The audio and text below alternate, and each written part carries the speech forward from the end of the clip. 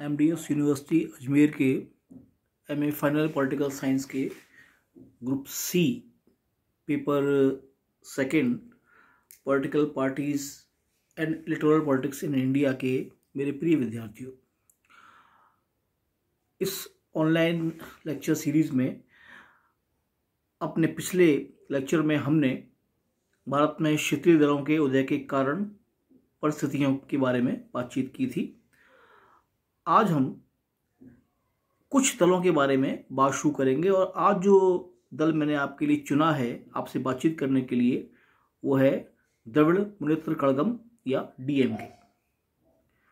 तमिलनाडु का एक प्रमुख क्षेत्रीय राजनीतिक दल है और पिछले लगभग 2 दशकों से जब से भारत में गठबंधन की राजनीति सक्रिय हुई है तब से केंद्र सरकार के अंदर भी एक निर्णायक भूमिका में ये दल रहा है।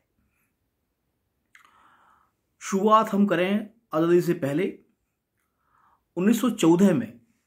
देखिए चीज़ें कहाँ से कहाँ जुड़ती हैं, आप इसको समझने का प्रयास कीजिएगा। 1914 में एक आंदोलन शुरू होता है मद्रास प्रांत में।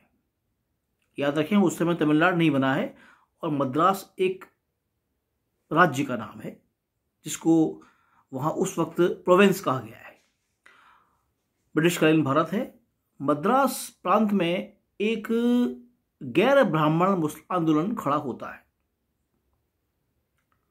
खड़े होने की वजह आप पहले इस पर ध्यान दें कि मद्रास प्रांत में आज तो वो एक शहर का नाम है, राजधानी है वो, अब तो चेन्नई नाम हो गया है, पहले नाम मद्रास हुआ करता था। एक शहर है, उस समय वो एक राज्य है जहां की कुल आबादी में ब्राह्मण जनसंख्या केवल 4% है, लेकिन अधिकांश नौकरियां, महत्वपूर्ण पद और आर्थिक संपदा पर ब्राह्मण वर्ग का जबरदस्त नियंत्रण है।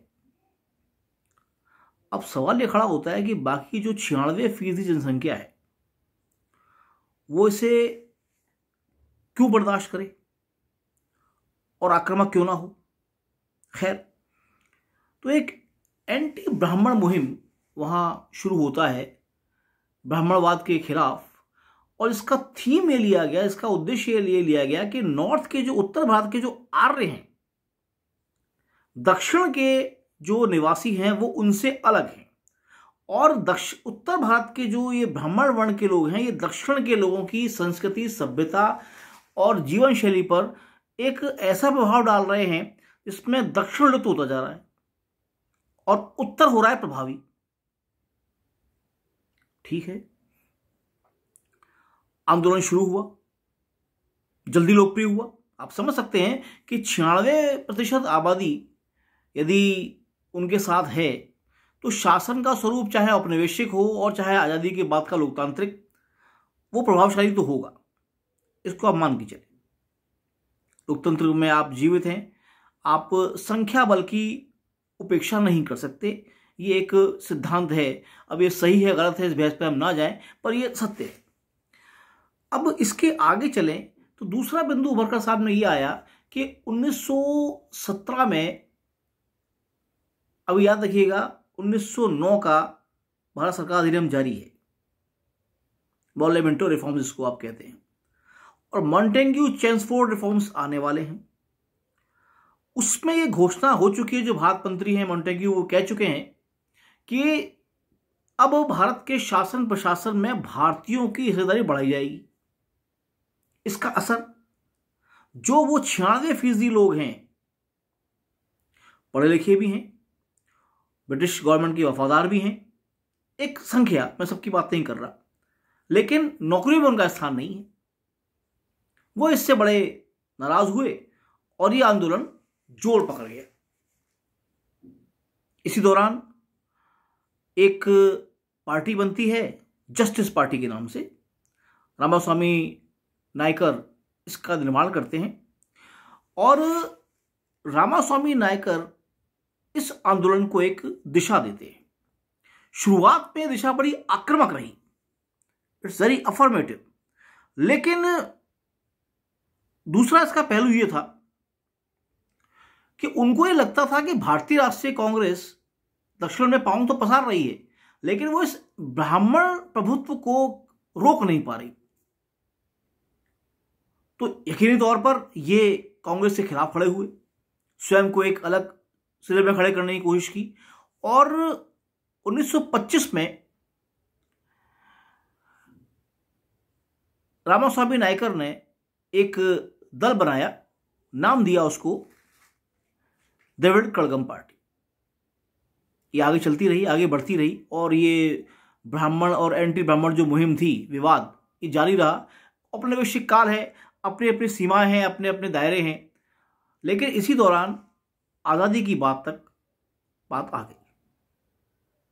आंदोलन लोकप्रिय हुआ, लोग जुड़ते गए, पार्टी के रूप में भी जुड़े, लेकिन अभी तक इसने किसी चुनाव में पार्टिसिपेट नहीं किया है। लेकिन परेशानी उस वक्त खड़ी हुई जब देश की आज़ादी के फैसले पर भी रामास्वामी नायकर ने एक प्रश्नवाचक चिन्ह लगा दिया, और उन्होंने ये कहा कि नहीं, ये जो आज़ादी भारत को मिल रही है ये गलत है। इस मुद्दे पर पार्टी में मतभेद हुआ, और भयंकर मतभेद हुआ, और अन्नादुरई जो पार्टी में नंबर 2 की पोजीशन पर थे और लोकप्रिय व्यक्ति थे, वो बड़े खफा हुए, इस बात को लेकर बड़े क्षुब्ध हुए, और एक बड़ा समूह इस पार्टी से अलग हो गया, और द्रविड़ मुनेत्र कड़गम, जिसको आप बोलचाल की भाषा में डीएमके कहते हैं, उसकी स्थापना उन्होंने की। ये आज़ादी के बाद की बात है। इसके बाद 1952 देश के लोकसभा के चुनाव भी हो रहे हैं, और विधानसभाओं के भी। मद्रास विधानसभा उस दौरान है। डीएमके ने उस चुनाव में पार्टिसिपेट तो नहीं किया, लेकिन उन्होंने कुछ निर्दलीय व्यक्तियों को और कुछ लोकल पार्टी जो और थी उन्हें सपोर्ट दिया। लेकिन इस विधानसभा के चुनाव में इनको 15 सीटें और 15% वोट प्राप्त हुए।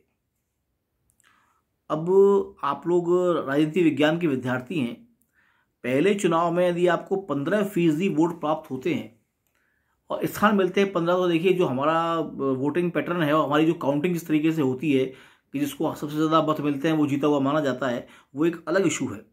लेकिन 15% वोट कम नहीं होते। डीएमके को एक राह मिलती है, और वो अपने ये मान के चलते हैं कि इसको आप पॉलिटिकल साइंस की भाषा में कहें तो एक सैंपलिंग हुई है। उनको लगा कि हाँ, हम जनता में स्वीकृत हैं, और विशेष तौर से जो मध्यम और निम्न वर्ग है, मजदूर भी हैं उसमें, किसान भी हैं, विद्यार्थी भी हैं, फिल्म एक्टर और एक्ट्रेसेस भी हैं, इनके बीच में हमारी पॉपुलैरिटी है, और अब हम इसी एजेंडे को आगे बढ़ाएंगे। और इसी पर वो चले, और आगे बढ़ते बढ़ते आप देखिए कि 1957 के चुनाव में इन्होंने बड़ा प्रभावशाली प्रदर्शन किया और आगे बढ़े।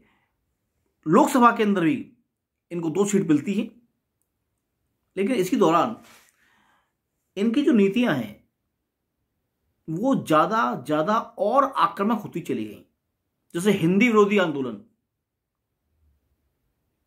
मतलब नॉर्थ और साउथ में, उत्तर और दक्षिण में जितना पुरजोर विरोध इस आंदोलन से छिड़ा, उतना किसी और से नहीं हो पाया था। लेकिन आगे बढ़ा, लोकप्रिय भी हुआ, और इनका एक बिंदु इन्हें थोड़ा नेगेटिव साबित कर गया, वो ये कि ये भारत से पृथक होने वाली मांग पर थोड़ा खामोश रहे,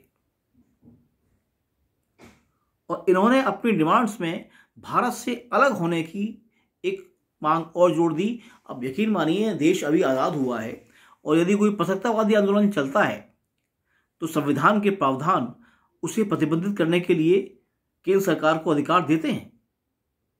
अनुच्छेद 352, 356, 360 आप लोगों ने पढ़े हैं, उनको दोबारा पढ़िएगा, भारत के संविधान की प्रस्तावना को देखिएगा। ऐसे अधिकार देश की केंद्र सरकार को दिए गए हैं। जब ये स्वर वहां से उठने शुरू हुए, देखिए लोकतांत्रिक दल के रूप में आप चुनाव लड़ते हैं, कोई आक्रमण प्रचार करते हैं, बात समझ में आती है, सरकार की नीतियों की आप आलोचना करते हैं, स्वीकार्य है। लेकिन अगर आप देश की एकता और अखंडता पर सवाल या निशान खड़े करेंगे तो फिर केंद्र सरकार आपके खिलाफ आक्रामक कार्रवाई कर सकती है, और ऐसा ही हुआ। डीएमके के खिलाफ फिर कार्रवाई होनी शुरू हुई, और इसके बाद कहानी कुछ और मोड़ पर गई। धन्यवाद।